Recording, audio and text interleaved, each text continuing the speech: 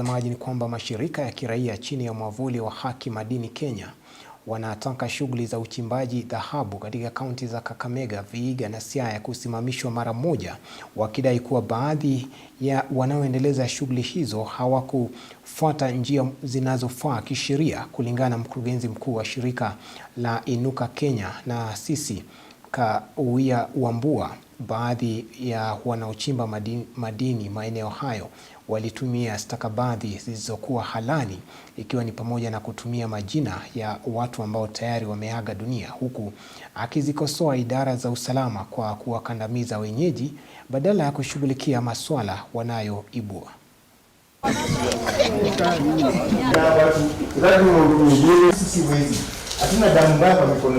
In Ramula, Mwibona and Ikolomani, community members reported that lawful procedures for land access and acquisition were not followed.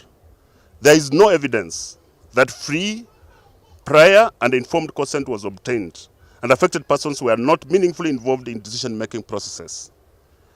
Community members, there are also serious concerns regarding integrity of the consent process. Community members reported cases of consent being obtained fraudulently, including instances where documents appear to bear the names of deceased persons, people who died as many as 20 years ago.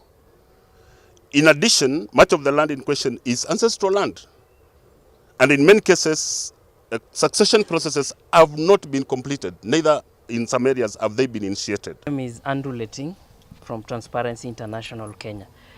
We strongly condemn the use of live ammunition against armed civilians, which has resulted in the loss of 2 young lives. This level of force is not only excessive but a clear violation of the right to life and protection from violence. Wanachukua jina ya mzee, wanaweka kwa orodha zingine, kukuja kukwara na kubali.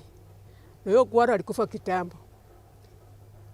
Sasa mimi nataka msaidie sisi, kwa sababu sisi naona shida.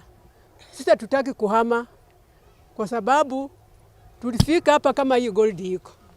Hata rais wetu wa kwanza alikuwa kama gold iko.